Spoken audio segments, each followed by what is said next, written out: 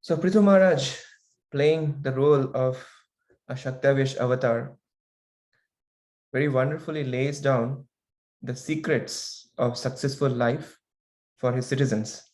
So first he instructed them to perform their duties according to Varnashrama, and of course directing their activities for the pleasure of the Supreme Lord. So this particular section primarily focuses on performing the prescribed duties for Lord Vishnu's pleasure. So he is expressing that the scriptures or the shastras, they teach us that there is a supreme authority who, according to our past actions, awards us either pleasure or misery, or fortune or misfortune. And there is no other way to explain why some individuals are born fortunate while others are not so fortunate. So in the purport to 27th verse, Srila Prabhupada debunks the atheistic idea that the world functions without the arrangement of a supreme authority. So Prabhupada is writing, Pṛthu Maharaj suggested that theistic men will solidly reject the views of the atheists on the grounds that there cannot be many varieties of existence without the plan of a superior intelligence. And therefore, a supreme authority who bestows all kinds of benedictions must exist. And the Vedas, they confirm the existence of such a God. And that conclusion is also supported by many great souls. And therefore, first of all, the citizens should accept the presence of such a God who is in that kind of authority position. So now he continues by talking about the theory of chance, like in the 27th purport, that the theory of chance can best be explained in the Vedic literature by the words agyat sukriti, which refer to pious activities performed without the actor's knowledge. But these are also planned. For example, Krishna comes like an ordinary human being. He comes as a devotee like Lord Chaitanya, or he sends his representative, the spiritual master or pure devotee. There is also the planned activity of the Supreme Personality of Godhead. They come to canvas and educate, and thus a person in the illusory energy of the Supreme Lord gets a chance to mix with them, talk with them, and take lessons from them. And somehow or other, if a conditioned soul surrenders to such personalities and by intimate association with them, chances to become Krishna conscious, he is saved from the material conditions of life. So finally, he's saying that a person who surrenders unto him by utilizing the chance to associate with the pure devotee, spiritual master, or any other authorized incarnations of God, authorized incarnations of Godhead like Pṛthu Maharaj, is saved by Krishna. Then his life becomes successful. So in this way, after establishing the existence of the Supreme Lord, then Pṛthu Maharaj continues to encourage his citizens to perform fruitive ritualistic Vedic sacrifices, which are born of their prescribed duties. So similar to how Krishna explains in the Bhagavad Gita, so likewise, Pṛthu Maharaj also is recommending his citizens to engage in the Vedic rituals. So the question can be raised, how would the Vedic actions, such as the ones that Pṛthu Maharaj is recommending, help his citizens make spiritual advancement? So the answer is very similar to what we learned in the Bhagavad Gita, that the Shastric injunctions on which the Vedic culture rests on, they emanate from the Lord. who is the supreme authority. And because those injunctions are defining sacrifices and distinguishing between proper and improper actions, therefore, by following them, one is following the laws of God, and as a result of which, one is aligning one's interest with the desire of the Supreme Lord. After all, bhakti is defined as performing actions solely for the Supreme Lord's pleasure.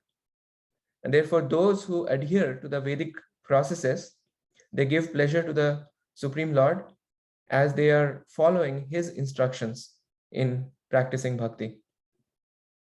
So even within the Karma Kanda sacrifices, Lord Vishnu is given the central position. And therefore, by following the Vedic system, one naturally arouses pure devotion. And this advancement is what is Pṛthu Mahārāja's main focus while he is instructing his citizens to engage in sacrifices, different Vedic processes, because ultimately he's emphasizing on Vishnu worship. So in the 34th purport, Prabhupada is also making this point that Srila Vishwanath Chakravarti Thakur comments that these Karmakanda ritualistic ceremonies, although contaminated, contain touches of devotional service, because whenever there is a performance of any yajna, Lord Vishnu is given a central position. This is very important because even a little endeavor to please Lord Vishnu is bhakti and is of great value. A tinge of bhakti purifies the material nature of the performances, which by devotional service gradually come to the transcendental position. Therefore, although such yajnas are superficially material activities, the results are transcendental. And therefore, Pṛthu Maharaj explains that the atheists like his father, King Vena, were condemned for stopping Vedic sacrifices. Because ultimately, it is the Supreme Lord alone who bestows the benedictions offered through various Vedic sacrifices, not the demigods. So Prabhupada in purport to text number 30 gives a definition of materialist who may be just theistically acting, and then points out the flaw in the reasoning of the materialist. So Prabhupada is writing in the purport number 30 that according to the atheists, dharma or religious principles are meant to establish an imaginary God, to encourage one to become moral, honest, and just so that the social orders may be maintained in peace and tranquility. Furthermore, they say that actually there is no need to accept God for this purpose, for if one follows the principles of morality and honesty, that is sufficient. Similarly, if one makes nice plans and works very hard for economic development, automatically the result of economic development will come. Similarly, sense gratification also does not depend on the mercy of the Supreme Personality of Godhead. For if one earns enough money by any process, one will have sufficient opportunity for sense gratification. Insofar as liberation is concerned, they say that there is no need to talk of liberation because after death, everything is finished. So then the Prabhupada debunks this whole idea that if one does not accept the authority of the Supreme Godhead in the matters of religion and morality, one must explain why two persons of the same moral standard achieve different results.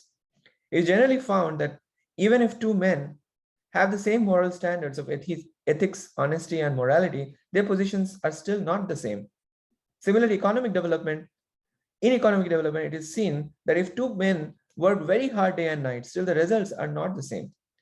One person may enjoy great opulence without even working, whereas another person, with all the working very hard, does not even get two sufficient meals a day. Similarly, in the matter of sense gratification, sometimes one who has sufficient food is still not happy in his family affairs, or sometimes is not even married. Whereas another person, even though not economically well off, has the greatest opportunity for sense gratification. Even an animal like a hog or a dog may have greater opportunities for sense gratification than a human being. Aside from liberation, even if we consider only the preliminary necessities of life, dharma, artha, and kama, which are religion, economic development, and sense gratification, will see that they are not the same for everyone.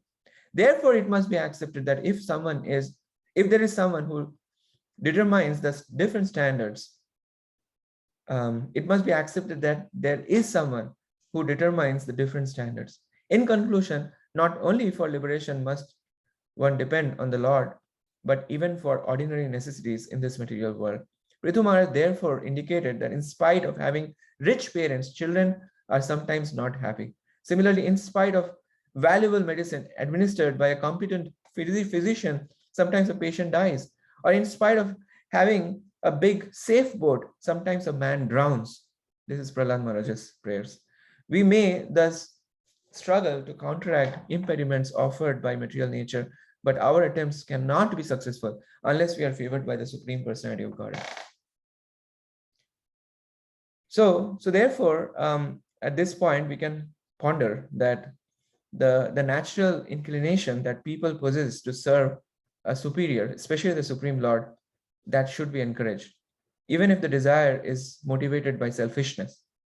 Because rather than discouraging service simply because it is materially motivated, one should encourage and purify it so that it bears proper fruit.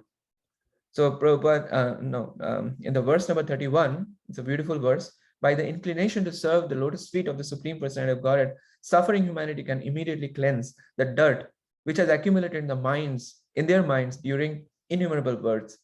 Like the Ganges water which emanates from the toes of the lotus feet of the Lord, such a process immediately cleanses the mind, and thus spiritual or Krishna consciousness gradually increases. So it's because of the touch of the lotus feet of the Lord, the Ganges water purifies those who bathe in it. Similarly, the Lord's lotus feet, which is the source of Ganges purity, cleanses all those who take shelter of him. So in the purport of 31st verse, Srila Prabhupada is explaining how Krishna consciousness, how the process of Krishna consciousness cleanses the mind immediately. That if one takes to the service of the lotus feet of the Lord or takes to Krishna consciousness, he is immediately cleansed of the many dirty things which have accumulated in his innumerable births. We have seen that in spite of the very black record of their past lives, persons who take to Krishna consciousness become perfectly cleansed of all dirty things and make spiritual progress very swiftly. Therefore, Pṛthu Mahārāja advises that without benediction of the Supreme Lord, one cannot make advancement either in so-called morality, economic development, or sense gratification. One should therefore take to the service of the Lord or Krishna consciousness and thus very soon become a perfect man. So you can read later further. This purport is really nice. And then in the instructions that are given to the citizens, Pṛthu Mahārāja is explaining that when compared to the shelter of the lotus feet of Lord Krishna, all other shelters, whether body, family, wealth, they all prove false and insufficient. Therefore, Pṛthu Mahārāja is saying that taking shelter of the lotus feet removes misunderstandings and gradually causes renunciation to manifest. And these are possible only when one is strengthened by practicing bhakti yoga. Once having taken shelter at the root of the lotus feet of the Lord, a devotee never comes back to this material existence, which is full of threefold miseries. And again, Prabhupada describes the potency of chanting Hare Krishna and practicing bhakti yoga in the purport number 32, where Prabhupada is emphasizing that as stated by Lord Chaitanya Mahaprabhu in his Shikshashtaka instructions, by chanting the holy name of the Lord, Hare Krishna, Krishna Krishna, Hare Hare, Hare Ram, Ram Ram, Hare Hare, or by the process of hearing and chanting of the glories of the Lord, one's mind is gradually cleansed of all dirt. Due to our material association since time immemorial, we have accumulated heaps of dirty things in our minds. The total effect of this takes place when a living entity identifies himself with his body and is thus entrapped by the stringent laws of material nature and put into the cycle of repeated birth and death. Under the false impression of bodily identification, when one is strengthened by practicing bhakti yoga, his mind is cleansed of this misunderstanding and is no longer interested in material existence or in sense gratification. And then Pṛthu Mahārāja strongly advises his citizen to confidently serve the lotus feet of the Supreme Personality of Godhead with body, mind, words, and results of their work. And success in bhakti is not dependent on a particular occupation or any other material designation. One should use whatever one does and whatever one has to offer in service of the Supreme Lord. And then Pṛthu Maharaj is concluding that surely in this way you'll be successful in achieving the final objective. And this unity in the Lord's service is further elaborated in verse number 33 purport, that in executing the prescribed duties of life, no one is higher or lower. There are such divisions as higher and lower, but since there is actually a common interest to satisfy the Supreme Personality of Godhead, there are no distinctions between them. Therefore, the only qualification is that whether one is Brahman, Kshatriya, Vaishya, or Shudra, he must be open, frank, and free from reservations. Then by performing his particular occupational duty under the guidance of a proper spiritual master, he can achieve the highest success in life. So all these purports are really wonderful. I would really request you to study on their own, on your own. Thank you very much. We'll continue tomorrow. Hare Krishna.